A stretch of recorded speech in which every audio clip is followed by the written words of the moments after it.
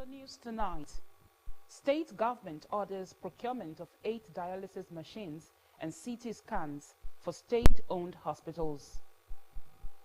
As the world marks the International Women's Day, wife of the state governor and founder, Umata Charity Foundation, encourages women to be diligent and work in love and unity.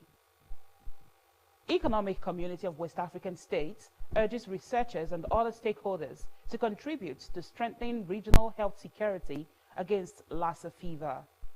And abroad, US President Donald Trump signs orders to expand goods exempted from his new tariffs on Canada and Mexico.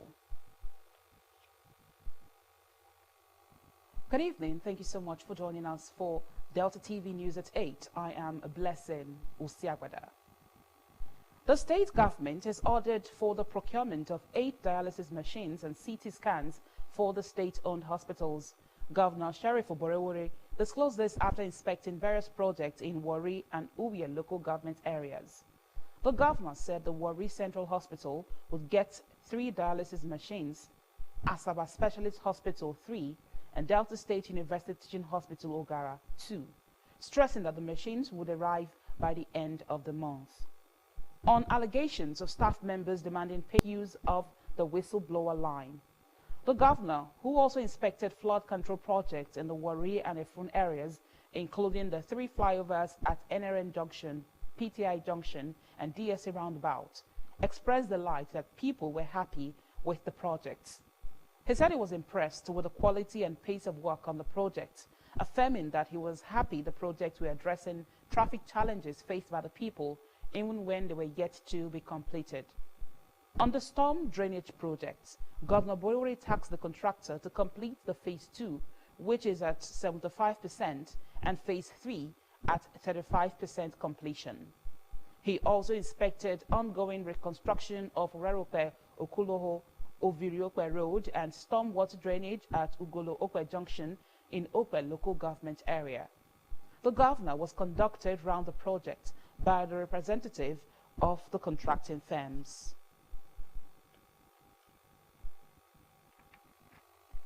Governor Sheriff Oborevwori has identified effective education as a sure way to reduce crime. Speaking after the inspection of ongoing construction of Model Technical College, Omadino, Warri South local government area of the state, Governor Oborevwori highlighted how access to quality education could provide credible opportunities for young people, steering them away from crime and fostering a more secure society. The governor reiterated his administration's commitment to improving educational infrastructure, supporting teachers, and implementing policies that ensure effective, inclusive learning for all. He expressed dissatisfaction with some aspects of the project and advised the contractors to make the necessary corrections. Governor Oborevwori assured Deltans that his administration would continue to build on a solid foundation for future growth and development. He said there were other technical schools that were ongoing in Kabudo and Bomadi and directed the contractors to go back to site. As the world marks the International Women's Day, women across the state have been encouraged to be diligent and work in love and unity. The wife of the state governor and founder, Umata Charity Foundation, Dickiness Dobori Oborevwori, stated this today at an event organized to celebrate the women of the state. Esther Oputa reports. Today marks the International Women's Day with the theme Accelerate Action. Women across the world, across the country, and across the states have been called upon to work towards the good of every woman in unity, in love, and in peace. Dickiness Oborevwori said women must learn to add meaningful speed to whatever venture they find themselves to improve productivity. She said women must keep their home front and raise their children in the way of the Lord to ensure a peaceful society. We must pay attention to the small details at home and in our workplaces to enhance our potential effectively. In saving, a woman's role is to champion peace, love, togetherness, collaboration in the community. The Commissioner for Women Affairs, Community and Social Development, Honorable Pat Ajudwa, said empowerment of the girl child was vital, as true development was achievable only when women were empowered as change makers in the society. Delivering a keynote address, the member representing Oshimili South in the State House of Assembly, Honorable Bridget Ayafolu, said the rights of women and the girl child would be preserved as the fight was gradually yielding fruition. Equality is in terms of economy, so that we'll have a sustainable economy that is balanced, that is fair and equitable. Permanent Secretary, Ministry of Environment, Dr. Mini Oseji, who spoke on health routine, said women must safeguard their mental health by being prayerful, friendly and polite while taking care of themselves through healthy routines. Mrs. Norma Imila, who spoke on business and investments, said financial independence was a crucial necessity through economic empowerment.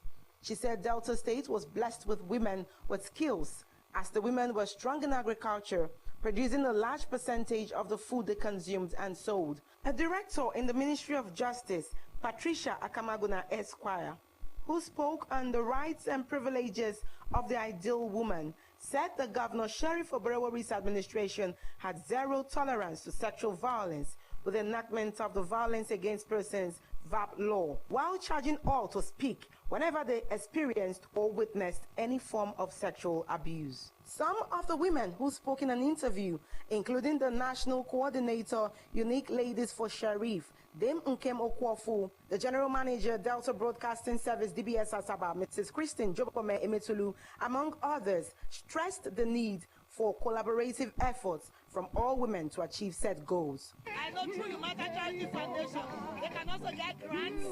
Yes, and with those grants, they can start their businesses. The event, which had in attendance top government functionaries, women representatives from various women groups, featured trade fair of locally produced food items and fabrics, dance and drama. Awards were also presented for best presentation of wares by the women from the various local government areas of the state. Esther Oputa reporting. Youths of Ogbeazu quarters in Abaona community and Nyocha South local government area have been told to stop the sales of the community land henceforth until a proper financial audit is carried out. The special advisor to the state governor on peace building and conflict resolution, Chief Edwin Uzo, issued the directives during a meeting with stakeholders from the quarters held at his office. Henry Onogwa reports.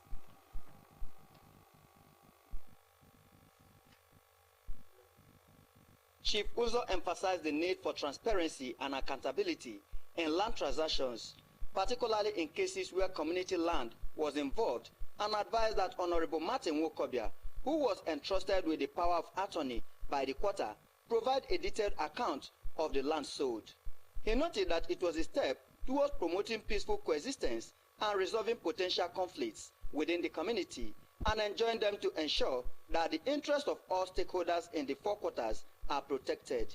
The special advisor enjoined the people to organize a stakeholders meeting for the people of Obozo to avoid maladministration. As the committee, they said they're not selling again, so they should stop selling. Stakeholder meeting will be called all inclusive of these Obozo. The four families that make up this Obozo will meet where this account will be rendered. Chief Uzo also enjoined the people to work with the designated Diopa of Obozo quarters, Mr. Samuel Oshago, and advised them to maintain peace, as the state governor, Right Honorable Sheriff Oborevori, has zero tolerance for crisis. Mr. Isaac Sonibe, on behalf of the people of Obozo quarters, expressed satisfaction with the meeting and promised to maintain peace. The way forward on accountability, you have given us the key. We will do just that. Henry Onogwa reporting. You're watching Delta TV News at 8. Still to come, Economic Community of West African States urges researchers and other stakeholders to contribute to strengthening regional health security against Lassa fever. Details of this story and many more will come after the short break. Please stay tuned.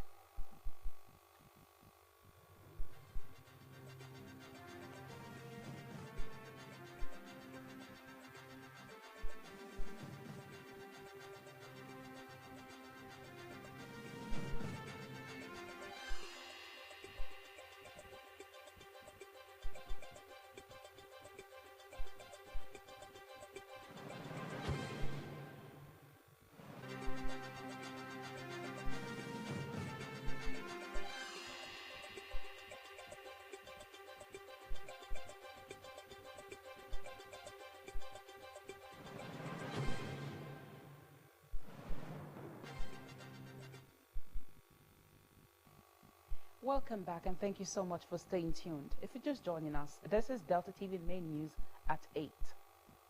The Economic Community of West African States, ECOWAS, through its specialized health institution, the West African Health Organization, WAHO, has urged researchers, policymakers, healthcare professionals and stakeholders to contribute to strengthening regional health security against Lassa fever and other emerging infectious diseases. WAHO made the call today in a statement while announcing the second Lassa Fever International Conference, which will hold in September 2025 in Côte d'Ivoire. The conference, with the theme Beyond Borders, Strengthening Regional Cooperation to Combat Lassa Fever and Emerging Infectious Diseases, is aimed at advancing sustainable preparedness and regional coordination for Lassa fever through enhanced research and development capacity, improved outbreak management systems, and multi-sectorial collaboration.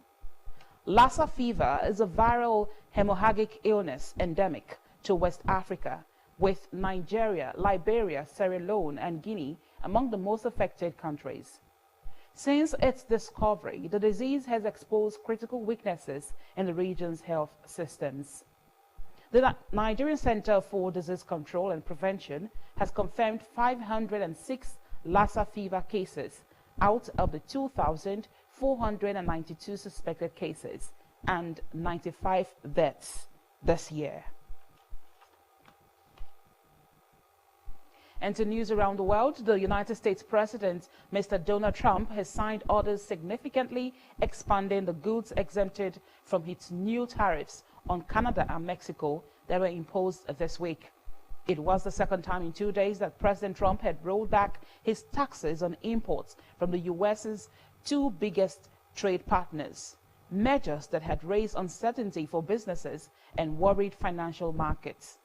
He said on Wednesday that he would temporarily spare car makers from 25% import levies just a day after they came into effect. The Mexican president, Mrs. Claudia Sheinbaum, commended President Trump for the move, while Canada's finance minister said the country would in turn hold off on its threatened second round of retaliatory tariffs on U.S. products. The Canadian Prime Minister, Mr. Justin Trudeau, said he had a conversation about tariffs and a phone call with President Trump. Mr. Trudeau told newsmen that a trade war between the two allies was likely for the foreseeable future, despite some targeted relief.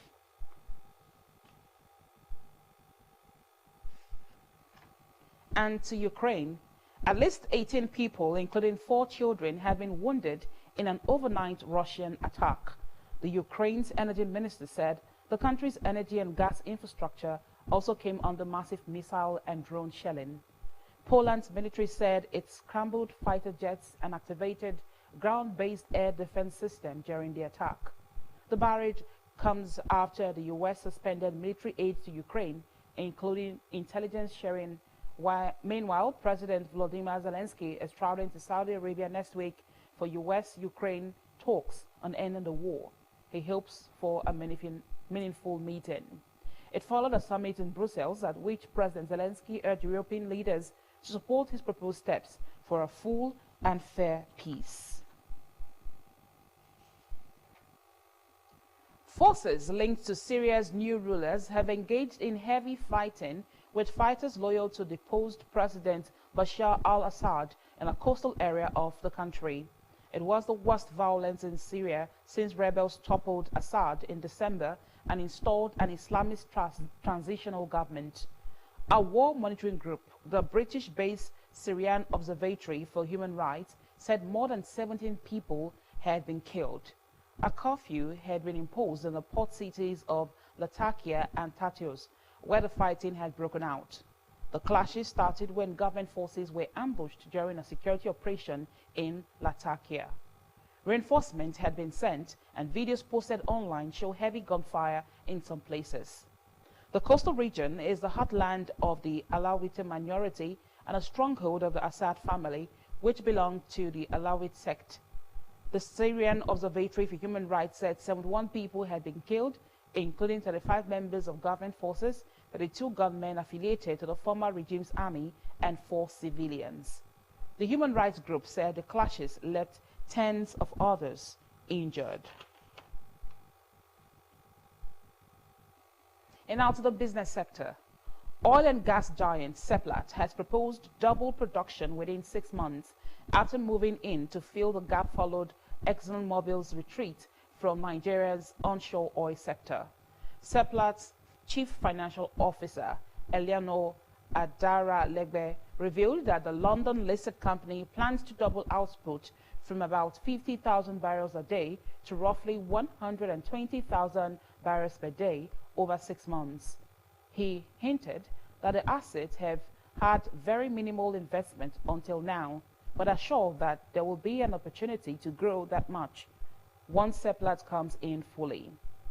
Chief Executive Roger Brown said his company was confident that it would collaborate with NNPC to raise overall production, stated goal of Nigerian President Bola Tinubu.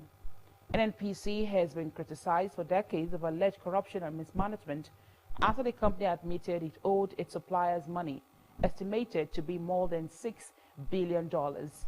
According to Brown, the combined assets mean that Seplat now controls 16% of Nigeria's present production capacity and runs the assets in conjunction with state-owned Nigerian National Petroleum Company as legally mandated in the country's oil and gas industry. Seplat completed its purchase of a range of oil and gas assets owned by ExxonMobil in December after Nigerian regulators delayed sign-off on the deal for more than 2 years. The $1.28 billion acquisition of Mobil producing Nigeria Unlimited makes Seplat one of the biggest domestic producers with an asset base of 11 onshore oil blocks, 48 oil and gas fields, 3 export terminals, and 5 gas processing facilities.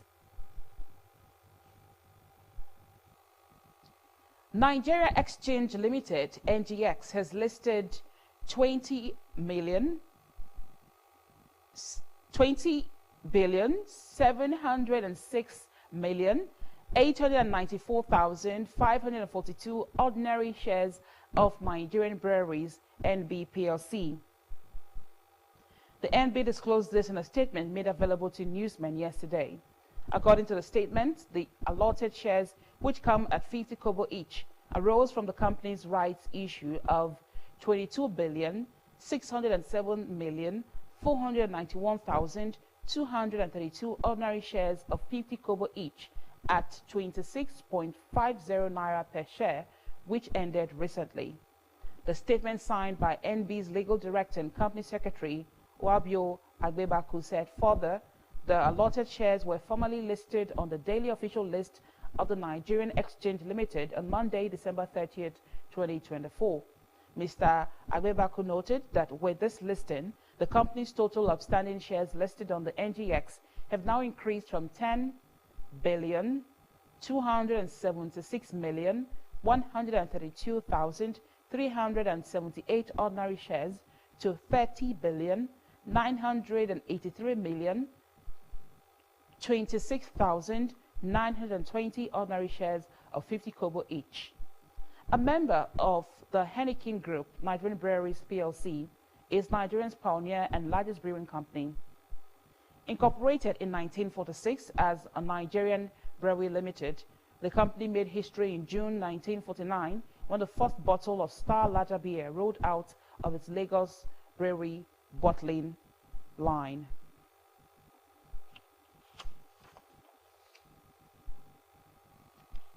Still in business, Nigeria's gas output rose month on month by 2.9% to 2,292,951 standard cubic feet in November 2024 from 2,292,041 recorded in October 2024. However, of the 2,292,951 MSCF produced during the period, 606,658 MSCF was consumed locally, indicating an increase of 1.6% against 596,8 861 MSCF consumed locally during the same period in 2023. The details also show that 829,156 MSCF was exported to generate foreign exchange for the nation, indicating an increase of 6.9% against 775,547 MSCF exported in the corresponding period of 2023, according to the latest Nigerian Upstream Petroleum Regulatory Commission's gas report. The Ministry of Petroleum Resources (Gas) did not comment on the nation's output, but other informed sources pointed to the continuous dominance of oil over gas. Unlike gas, the NUPRC's report, oil production output, indicated that the nation's oil output, including condensate, increased year-on-year by 13.3% to 1.7 million barrels per day in November 2024, with 1.5 billion barrels per day recorded in the corresponding period of